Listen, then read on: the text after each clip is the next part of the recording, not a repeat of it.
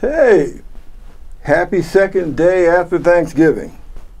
It's 3 o'clock and it's time for the Concern Forum, brought to you by your humble producer, myself, Bob Gumbs.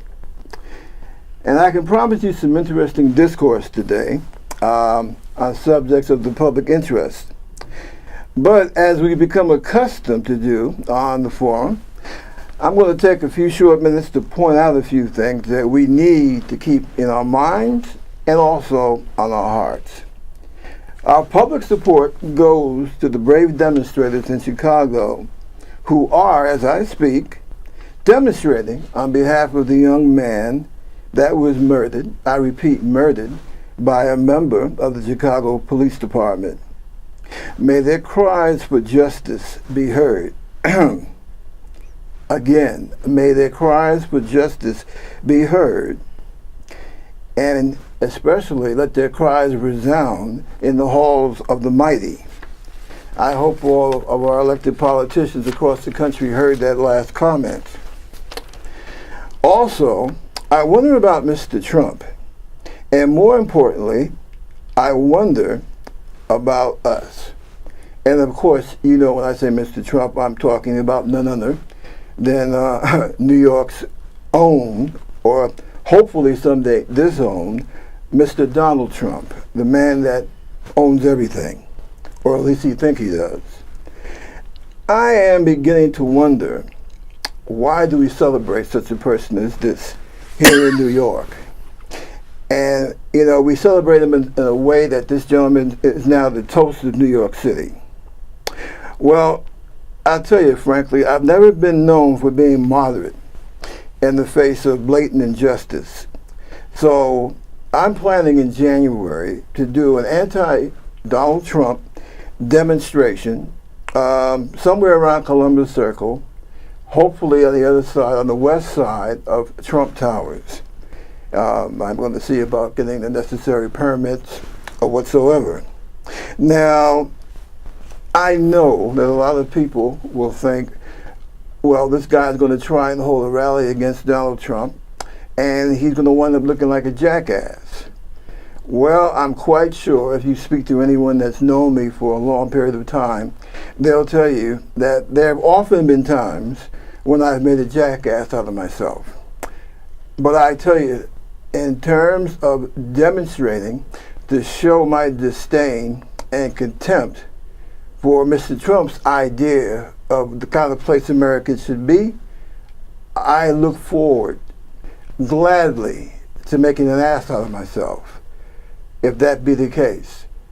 Because never would I have made an ass out of myself for such a good cause. And now, without further ado, I'd like to introduce Mr. David Strachan, noted educator, author, and let's say an all-around thought-provoking gentleman. David, how are you doing today? Well, thank you very much. Thank you for inviting me to be on the program. Well, thank you for blessing us with your presence. Oh, how was your Thanksgiving, by the way? A non-turkey Thanksgiving. Good, very good. I know I was blessed to have a nice, quiet, well-fed Thanksgiving myself. I gotta watch that. Now, what I wanted to talk to you today about, and what I wanted to have you, speak to the people about, your thoughts on certain subjects that I think are important to us all. Mm-hmm. Now, you're a noted educator, especially in the field of aviation.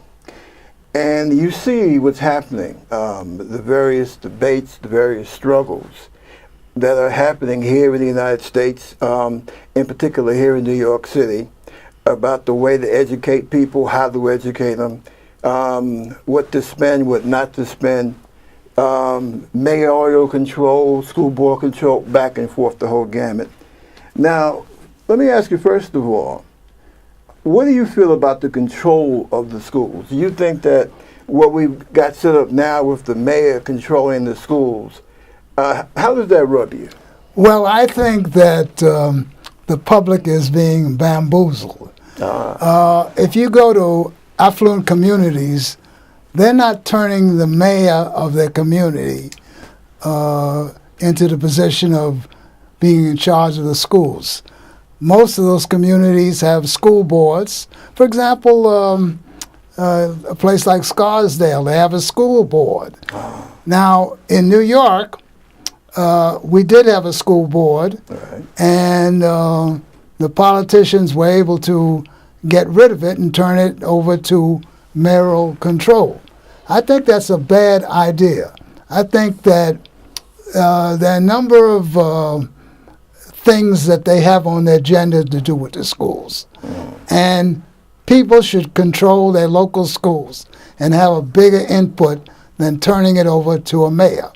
I think what you have is a situation where there is a war on teachers.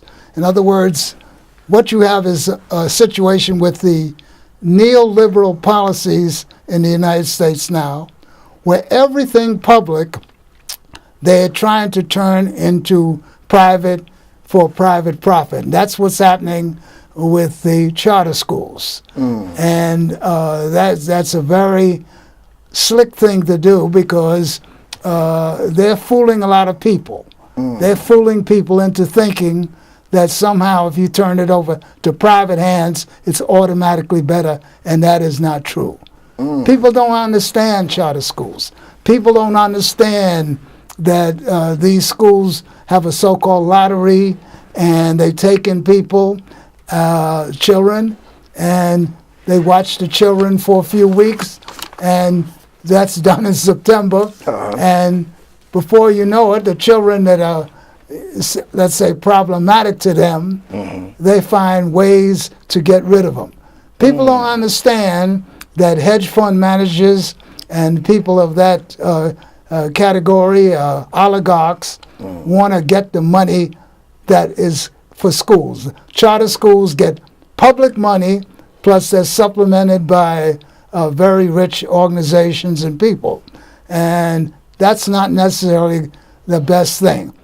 Public things should be kept in public hands and not have this neoliberal policy where everything has been turned over to private hands. They're working on it to just leave a few public schools that will take the children that they don't want.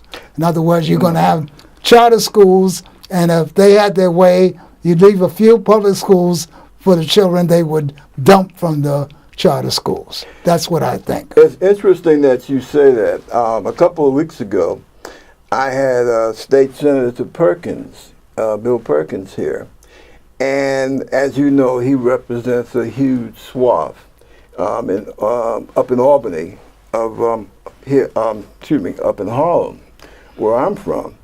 And he said some things to me on this subject of the charter schools that were really eye-opening and very much in accords with what you just said.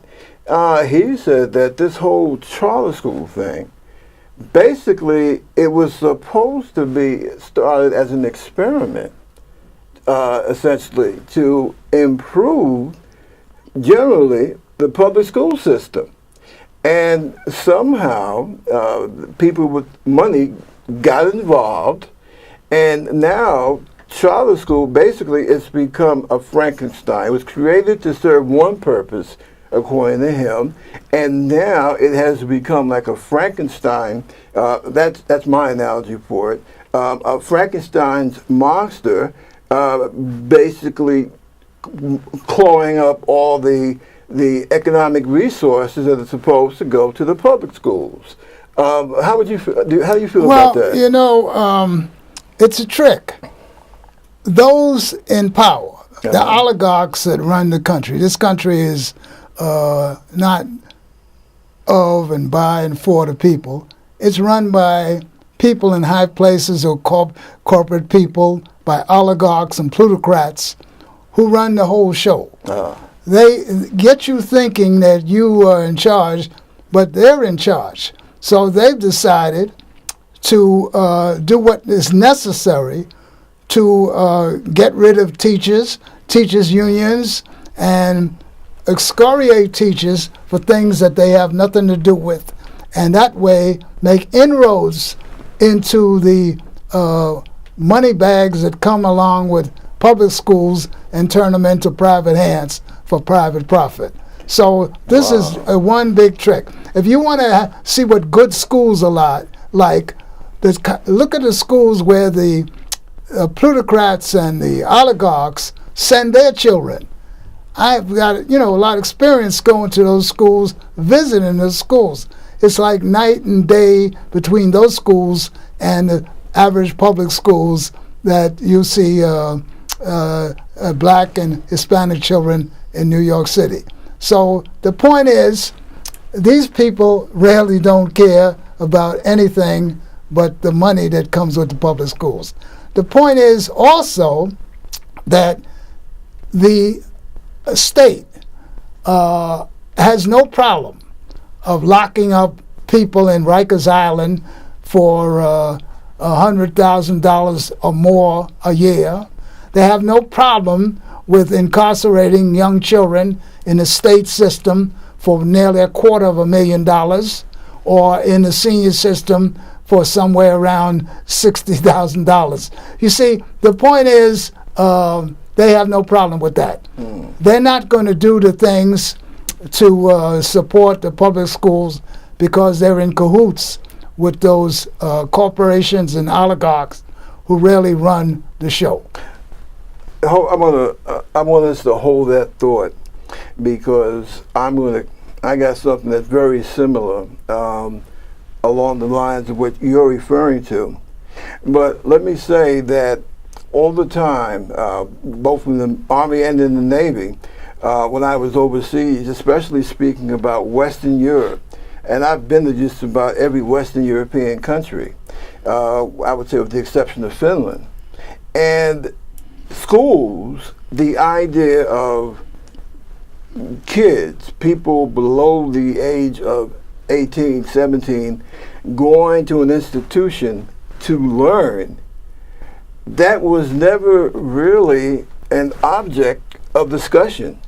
In Spain, in France, even in Great Britain or in Germany, people go to school, they have teachers, those teachers are respected, not just by the students, but by the the community that they live in, and there's no argument. And I remember, especially the first time when I was younger, when I was in the Army, when I was overseas, I had left New York, and they were still having in the early 70s the big fights in Ocean Hill, Brownsville, and Brooklyn, and that sort of thing. And I remember being struck by how pleasant it was to actually watch the people going to school, and being in a society where you never heard anyone argue about, well, the teachers are making too much money, or it's the teacher's fault, or the gym teacher, the athletic teacher ran away with somebody in the 5th grade. I mean, you just don't have that kind of madness. And I always wondered, even back then, why is school, the idea of people, of our citizens getting a proper education, I mean, why is that such a big deal? Why is that should be something just like breathing. You have to breathe to live. You have to educate your citizens to run the society. Why the big clash here in the United States? Well, this is all about the capitalist structure of this country. We're living in a system of capitalism that is in effect here and throughout the world just about. And essentially, this is a failed economic system. It's a failed economic system for a number of reasons. First of all, you can't mix capitalism and democracy. Why would people want to be poor? They keep a system in effect that at least maybe half the people are poor or near poor in this country. This is the most wealthy country in the world. Right. But people have to understand that the wealth is in the hands of a relatively small number of people, not the masses. And most people are either in that category of poor or near poor. This is about money. And what's going on now is that in the schools, when you're going to destroy someone, first you do what you can to invalidate them and excoriate them, and that's what they do with teachers, talking about bad teachers, and the teachers didn't get a good score because their students didn't do well, and all this kind of stuff. Now, anybody with some intelligence knows that anywhere you go in the world, anywhere you go in the world, the people of the so-called upper classes or middle classes, their children do better. The reality is that what children do in school, you can't just blame on all the teachers. There are all kinds of social conditions that affect children, the health, the poverty, the neighborhood influences, gang influences, all kinds of things that impact on how well a child does in school. So they're using these things against the teacher and all teachers and trying to destroy unions just like they have destroyed most of the unions in the country. Very few people belong to unions. That's because those who rule don't like unions, and they want to turn this whole place where people are getting the kind of wages that you get in Bangladesh or somewhere. They're going to bring Bangladesh here. My God. You see, and that's what's happening, and that's why they're attacking education, attacking workers. All the jobs are disappearing, manufacturing jobs. Yeah. I mean, people don't get it. A lot of people are asleep, and many people see the bells and whistles at a charter school, and they don't understand. They can't do analysis, and that's understandable because these schools are not about education at all. It's about training. This is about training people. There's a difference between training and education. We both have military backgrounds. We know what training is about. Right. Education, you empower a person. But in these schools, most of these schools are about training people to fit in with the status quo. And that's the basic thing about education and neoliberalism as it works right now in this country.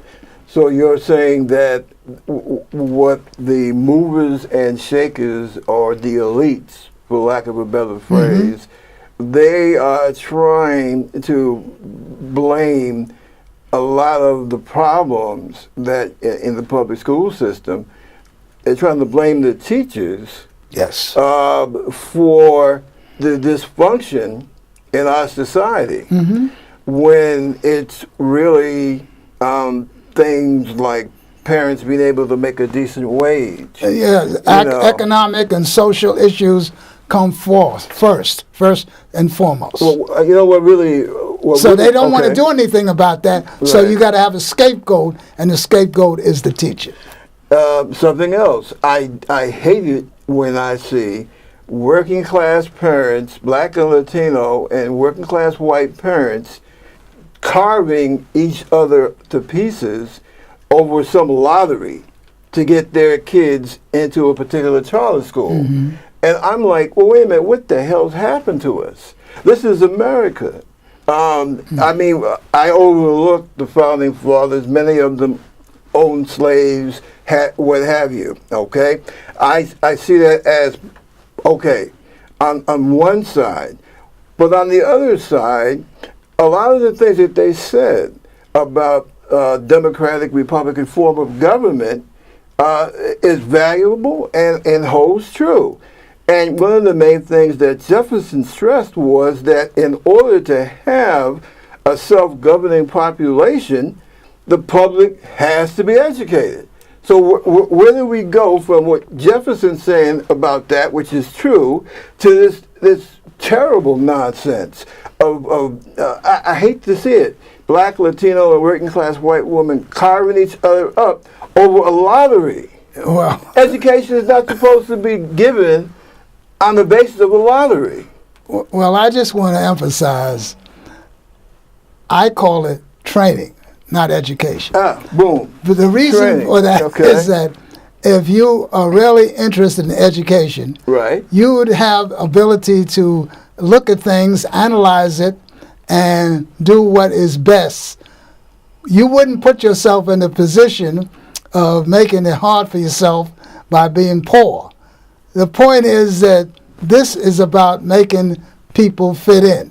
Now, I might also mention that, you mentioned these people like Jefferson and whatnot. Uh-huh. These people were slave owners. Right. They were pedophiles. I mean, many of them. And, I have my doubts about talking about what they felt about the population. Most people didn't vote in the beginning. And so, we have to look at that. And don't forget, it wasn't much before I was born that it was against the law to teach True. black children in school. What makes you think that those rulers, the oligarchs that run the country, are interested in black children and their so-called quote-unquote education? They're not.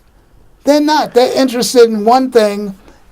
In their mind, the first and foremost thing is profit.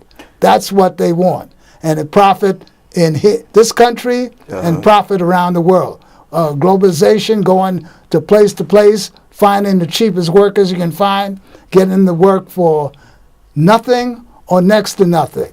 So all this stuff about charter schools and all these big oligarchs that are running their mouths, it's nonsense. This is about money, getting the money from the public treasury to put into private hands for private use. They don't care anything about the teachers. The point is that the teachers you got to really worry about are those who slip by, who are pedophiles, who are, evil people. You can't blame this on teachers because children didn't pass a certain test. And you got to look at every test that is given and what child is taking the test no matter what country. So, but it's easy to fool the people because those who rule, they own the media. That means newspapers, television, radio, and all forms of media just about, and they could just train people to do what they want them to do. Okay, I would be negligent on that last point if I didn't take the time to mention we're not owned. Okay, this is the public. I can get up here and I can say what I want. If I choose to make a blithering idiot out of myself, which I'm quite sure, especially after today's show, some folks might feel that way, but I can do that. Okay, that's why this is what we call free speech television. And I just wanted to point that out. We're not part of the corporate media. Okay, that's how I was able to get my shot at being a talk show host. And I just wanted to make that point. And also, kind of dovetail on what Mr. Strong was saying. Yeah, it is a problem. This combination, all right, of you're buying up. You have one group buying up the newspapers, buying up television, buying up radio. And I wish our politicians would really start taking an interest in that. And speaking about politicians, I'm not going to speak on your side of the river in Brooklyn, but I'm just wondering, why is it that I only hear one politician, and that's State Senator Bill Perkins, essentially saying the same things that you're saying about this charter school madness? Why is that? Well, because what you're telling us is an outrage. Yeah, well, this whole system is outrage. When you think that we have a system and we call ourselves a democracy and we're not. Okay. This is only a republic, but it's not democracy. The people's interest doesn't come first. You have a situation where people are expecting to get bribes. Legal bribes. They call them campaign contributions. And all kinds of deals that come through. So with a system like that, where everybody's looking to get some kind of legal bribes, they're going to be very careful about what they say. If being in public office is a situation where a man or a woman is not free to speak their mind in the protection of the people that they are supposed to represent, what the hell is the sense of being in public office? Well, some people do quite well at it. They collect quite a few ducats, dollars, and have a comfortable life and all the benefits of being in public office. But the point is that I would say, my opinion is that most of the people in public office are bought and paid for. Well, let me ask you, because on this subject of education, because it extends into so many other things, and also because you were an education professional. Now, as far as trying to resuscitate the public school system, and I have to be honest about it, the only one of the candidates that I see actively standing up with public schools is Bernie Sanders. Because he is talking about, when he talks about our infrastructure, and he makes the public school system one of the most important parts of our infrastructure that needs to be rebuilt. Now, what do you? How about Hillary Clinton? What do you feel about her stand towards charter schools? I don't know anything about Hillary Clinton. I'm not interested in her, and I don't follow what she's been saying. But I'll say this. Okay. Those who rule, the ruling class here, the oligarchy, and their assistant plutocrats, they are doing what is necessary to enrich themselves with education. For example, they started at the college level. So most colleges in the country, I'm told, depend heavily upon adjunct instructors. Right. Adjunct. In other words, you don't hire but maybe one or two full professors or associates or maybe one assistant, and the rest of the classes you find adjuncts to work for next to nothing, poverty wages.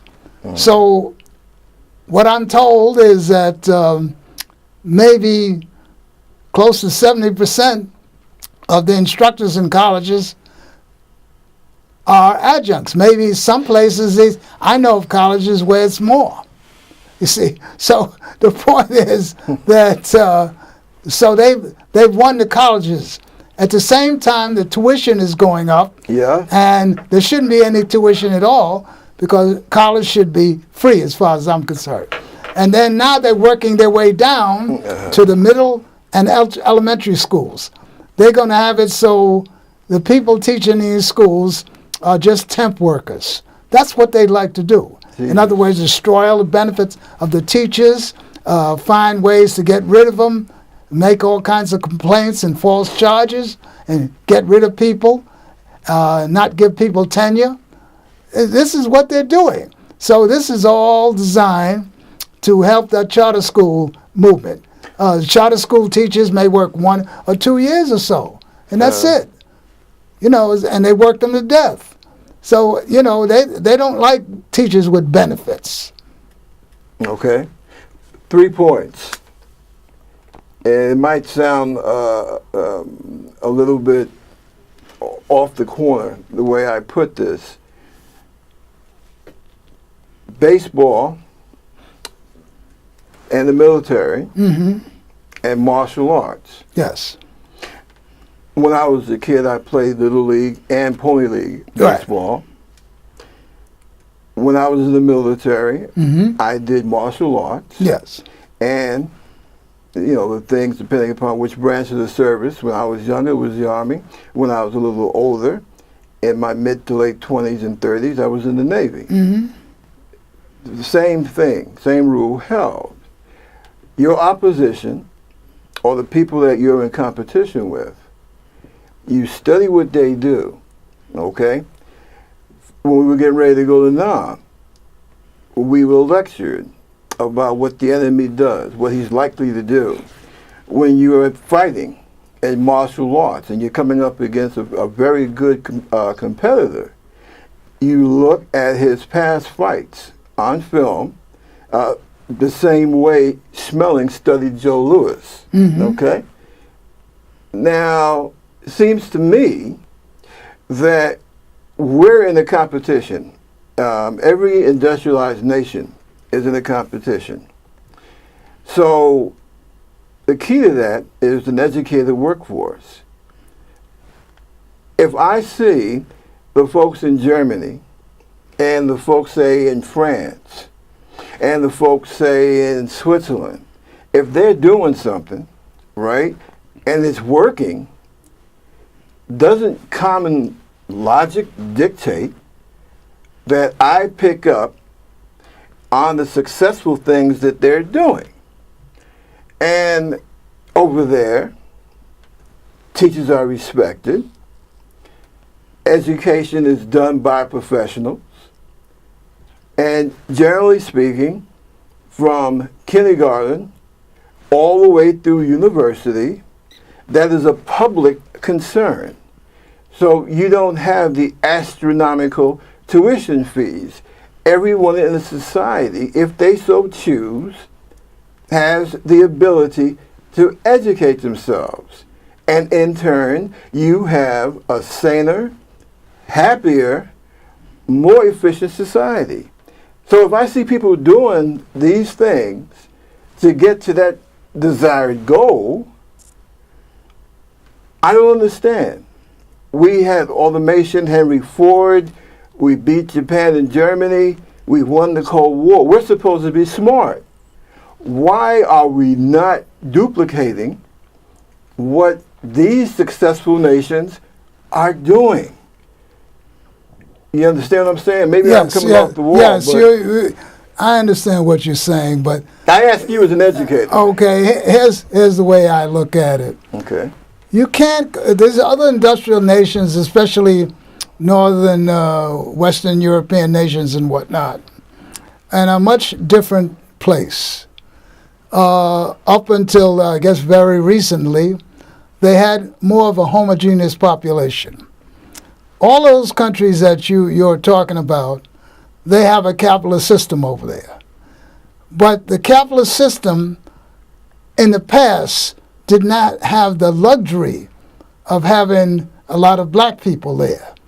This system over here we have has black people, people relatively recently came from Africa in the 17th and 18th century and so forth. And the ruling class, the people who run this country, has the luxury of knowing how to play people against each other. This has a divide and conquer territory that those people don't have.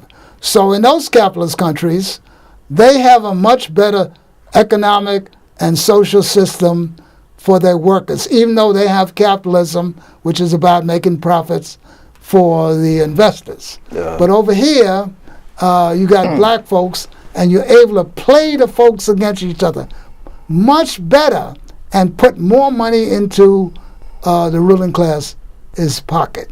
So that is the main reason that you can get away with charging people astronomical fees to go to college and do the things that you leave out the things that you should be taking care of, like health care for people, for all other social conditions that benefit the family, like in France and whatnot.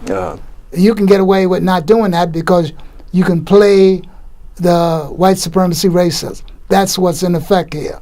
That's the key thing, white supremacy racism, and they played well here. That's why you can have nearly half the people poor or near poor. So you feel that basically to maintain control, the ruling class plays Caucasian Americans against Americans of color. Of course, that's the big thing that they have. And see, another problem is that most of those people under the white category, they don't understand the system either. But last week in this week in the Times, they had the article about middle-aged white men are killing themselves and whatnot. They don't get it. They think they're getting, many of them think they're getting some benefit by white supremacy racism. But the point is, those who rule don't care anything about them either. You know, this is when the time comes that they can be done in, the ruler is going to do them in too. And that's what's happening now. That's why they're killing themselves and destroying themselves with drugs and alcohol and so forth. Yeah, when you just mentioned that really does ring a bell, because I remember reading that article. I want to see politicians comment on that sort of thing, because that's something that we're not used to hearing. Well, they're not going to comment on that too much, because the system here benefits the rich and powerful, the oligarchs. The system benefits them tremendously. As long as you have the divide and conquer strategy, as long as you have a situation which is very, very different than, let's say, Western Europe, where politically you have many different parties. In this country, you only have one party with two sides. Republican and Democrat, they have the same interests. You sound like... they have the same interests. You sound like many of my friends in the Green Party. Yes, well, they do. What Republicans or Democrats, they're working for the corporations and the capitalists in their interests. So they play people against each other, and they use the white supremacy racism as their chief tool in their toolbox to divide the people, and white people don't understand it, and they think they're getting some benefit because they do get a little extra. Do black people understand this? And a lot of black people don't understand it either. And if you go to a school run by your enemy, is that a good school? You know, I mean, you got to think about it. That's why I believe in community control of schools. Every community should control the schools in their community, not the mayor. I guess because growing up in Harlem at the time that I did, in the 60s and early 70s, and also being, you know, like yourself, spending a lot of time in the military, I see my Caucasian fellow citizens as in a category: some are informed, some are uninformed. And All right. One of the things I want to do, I am going to do with this show, is to do my damnedest to make them informed. I think that, for example, I mentioned it at the beginning of the show, what's going on in Chicago right now. And again, this revolves around education, and here goes why.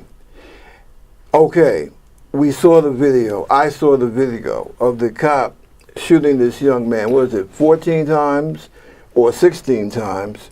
First of all, this guy, unless he's a pure psycho, I would not bet that he has any kind of military training, okay? In both my boot camps and in both my field units that I was in both branches of the service, they would string you up by your you know what if it takes you 14 or 16 shots to do anything, okay? In other words, what I'm saying is that this guy just stood over this young brother and just kept pumping shells into him, which to me is a sign of some type of mental condition. But to get even deeper into it, and this is one of the key reasons why the people in Chicago are up in arms. Over 40% of the city's budget, apparently, and this is from supposedly our friend, Rahm Emanuel. Wasn't he President Obama's main boy at one time? Why do you call him a friend? What's I use that, tongue in cheek? Big tongue and big cheek. This guy was a friend of the president, supposedly helped him get elected. And then he just had to go back to Chicago to run for mayor. Now, that's supposed to put him, in the eyes of black politics, that's supposed to put him in the friend column, okay? Yet, this mayor, and with his DA, sat on this report for really over a year, okay? The video, the whole bit. B, as I was getting ready to say, over 40% of the city's budget doesn't go to the schools. Brother Rahm is closing down schools in Chicago and pouring in the so-called low-income neighborhoods. And see, that's what a lot of the frustration in Chicago is all about. Well, what are we going to do about that? Well, when you talk about that, it makes me think of a man-eating tiger. Sometimes in India they have a tiger running in the jungle, and he's maybe not too young, so he finds out that people taste good. so he gets in the habit of snatching people and eating them. Okay. Now, nice work if you can get it. I look at that the same as expecting.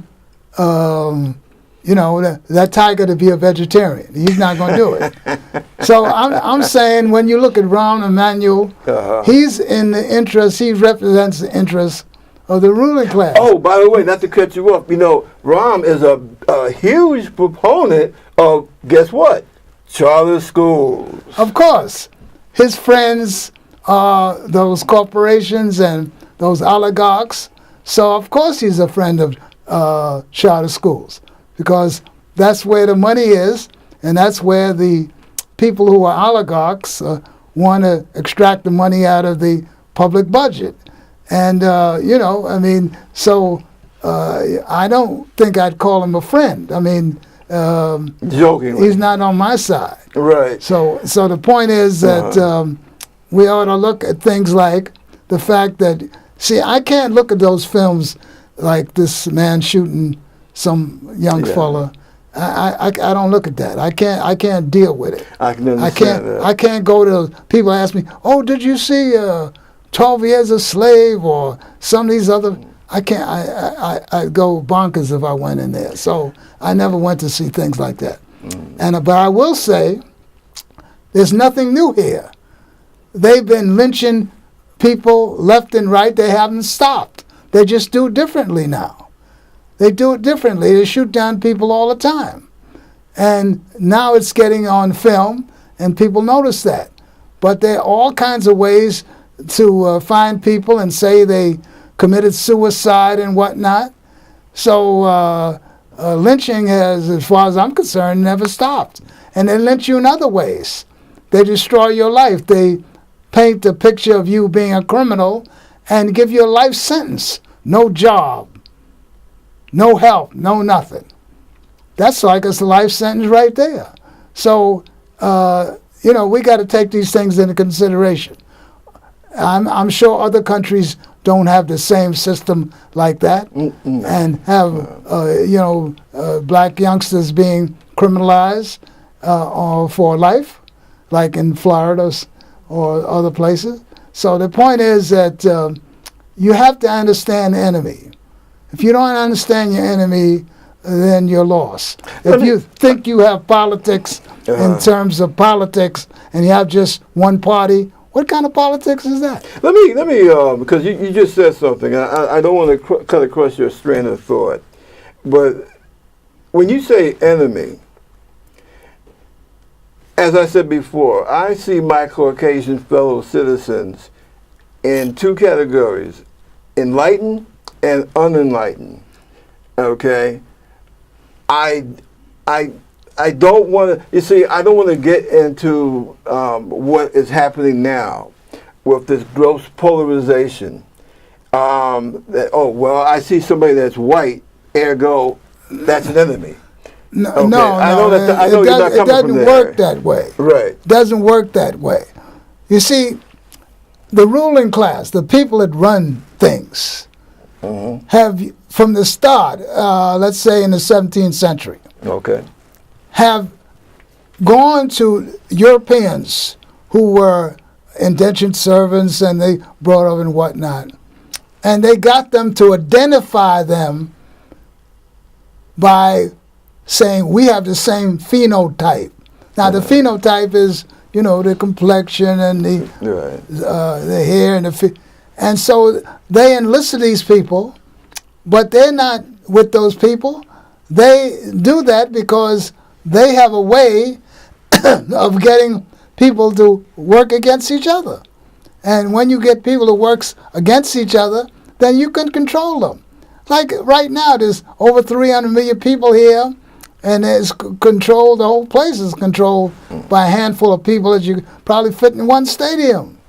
So, that's what you do. And this has nothing to do against so-called quote-unquote white people or quote-unquote black people. I want to make sure. This has nothing to do with that. This happens to do with the ruling class. Right. The people who rule. And those little white people who are killing themselves, as the New York Times said, they're not in the ruling class.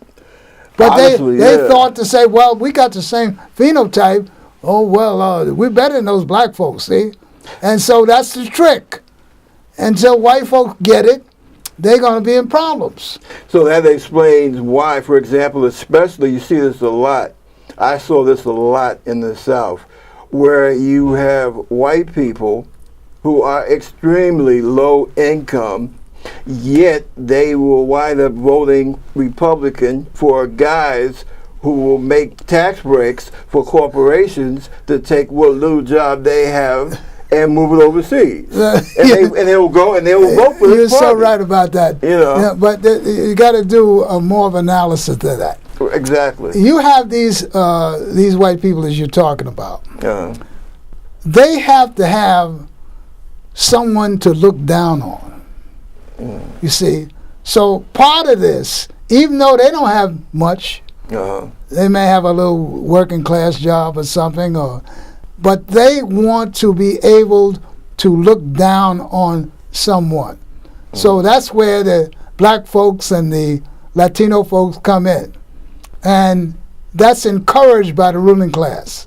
In other words, you talk about, you tell the little white people about, Cadillac welfare queens and stuff. All kind of stupid stuff. And that's what they do. Do you ever hear these white people talking about the oligarchs, the multi-billionaires in a negative way? It's just starting. Yeah, well, that's small bit. That's a good start if it's going that way. But usually, their attention is diverted from where it should be on those who rule, the oligarchs, and put on the black people and people who are suffering even worse. People of color. Exactly. People of color. That's the major tool in the toolbox in this country. That's the difference between this place and places like Norway, Sweden, and Denmark, and France, and different other places. Now, got all these black people that you can excoriate. Now, another problem that we have, dovetailing with what you just said, they generally, in American society, we disdain the knowledge of our own history as a nation. And I think that's a huge part of the problem. Well, you can't expect the people to control the schools. The ruling class basically controls the schools. Okay. And you can't expect them to tell the truth about what happened in this country. I went through school, I went to public schools, and they never talked about the genocide of the indigenous people here.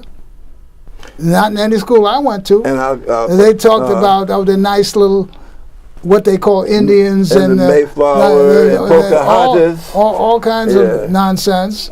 They never talked about ethnic cleansing and genocide. Right. Or even better, well, I wouldn't say better, but along that same line, they never taught us about, in depth, about Bacon's Rebellion. No, Bacon's Rebellion where in blacks, the 17th century. Whites, and Native Americans in Virginia joined together to try to overthrow the oligarchs in Virginia. That's right, Bacon's Rebellion in the 17th century. But that was a wake-up call for the ruling class. Exactly. The ruling class was very upset by that. Yeah. So that's when the system of white supremacy really got its big time. And that's when blacks in the South, especially Virginia, that's when they tightened up the regulations on slavery, because before that you actually had blacks as property owners and sitting in the House of Burgesses. A lot of people don't know that. That's it. But people don't know those things, and that's not in interest of those who rule. They're not going to tell you that. And, the idea is that some people talk about, social construction of race and all that. But this is ruling class. This is a ruling class thing. Right. And that is why you only got one party here. This is a one-party state. Republicans and Democrats, one party.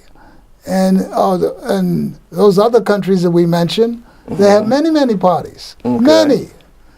But you don't have that here because that glue of white supremacy, racism, affects the whole mix so much. And that's what prevents us as a country, as a nation, from joining together, rebuilding our infrastructure, and basically getting on track to have a healthier, saner society than what we have now. Quick point, going right along in the same tangent with what you've been saying. In New York State, and in particular in New York City, we have a housing emergency, okay, which I have been experiencing firsthand. Now, it would seem to me that being military, I know that every state has a National Guard. They have an Army National Guard. They have an Air Force National Guard. Each one of these outfits, also a Navy Reserve. They all have engineering battalions, okay? The Navies, we have the Seabees. Why, since we do have an emergency, since we do have a crying need, especially for families, for housing, why can't the state, okay, the governor, who is the authority that controls every state National Guard, or as they used to say in the old days, the militia, why can't, because they're going to be doing the drill on the weekends and 2 weeks of this a year anyway, build some housing, okay? It could be temporary, it could be permanent, but people, we're coming into a very bad winter, all right? We wouldn't have to worry about people being out in the streets freezing to death. Why can't our politicians and our governor see that? They have the power to make that happen. The governor is the commander-in-chief of his state's National Guard. You see him out there when we have floods, hurricanes, etc., etc. We have a bona fide, genuine housing emergency. Why can't the state ask the various engineering departments in the National Guard, both Army and Air Force, to build shelters for people? Now, overseas, wartime, I've seen this. We build cities in a day. Why can't we do something for ourselves, for our own people here in America? I want your opinion on that. Well, Number one, do you think my idea is full of wild blueberry muffins? This is nice. I like the idea of people having places and having proper accommodations. I think that's a human right. But, you know, those people in charge, Uh-huh. and I keep emphasizing the oligarchs and whatnot to run things, they're not interested in that. They don't give a damn about that. And don't forget all the money they make with these shelter systems. You know, they would rather pay some developer $3,000, $3,500 a month to house a family rather than build a permanent shelter. You see, so That's stupid. well, they do that, but that's the nature of the system. It's about profit. You know, I mean, so the likelihood of that happening, I think, is slim to none. They're not going to worry about that, and that is the situation. Well, you know what, David? I, myself, I am going to start getting in contact with our representatives, our state representatives, and asking them at the next session of the Assembly and of the State Senate to bring that idea out. We don't have to have homelessness. We don't have to have it. We have the land. Okay, we have the people. Right. I mean, why in the hell, you're building overseas? You can do it here. Yes, well, you know, that's a nice idea, but that's not what they're about. I just want to say this, you know, people talk about poor folks and, oh, they're getting welfare and this sort of thing, and, oh, that's terrible and whatnot. People don't understand that these corporations are the big welfare people. If you look on some websites, I believe one is Good Jobs First, you can look for every state and you can see all the welfare programs that corporations get. Infrastructure development, subsidies, training bonuses, all kinds of things that benefit some capitalist corporation. The point is that those are the people on welfare. And if you've been in the military like us, you know all the welfare that those corporations get with the contractors. Correct. And all the waste involved in that. Well, David, I want to say that you have enlightened our television family. You have once again enlightened me. And I definitely look forward to your next appearance on our show. Thank you very much. And this is the Concerned Forum. Bob Gumbs here. And I want to thank you for listening. My brother. Now, I see we only have about 14 seconds to go. Yes. So I will not use any vulgarity. Okay. When I think about the way that the system has been operating and having personally experienced it. Yes. And when people ask me, well, you know, it seemed like you agreed with everything that he said, I'm going to tell them.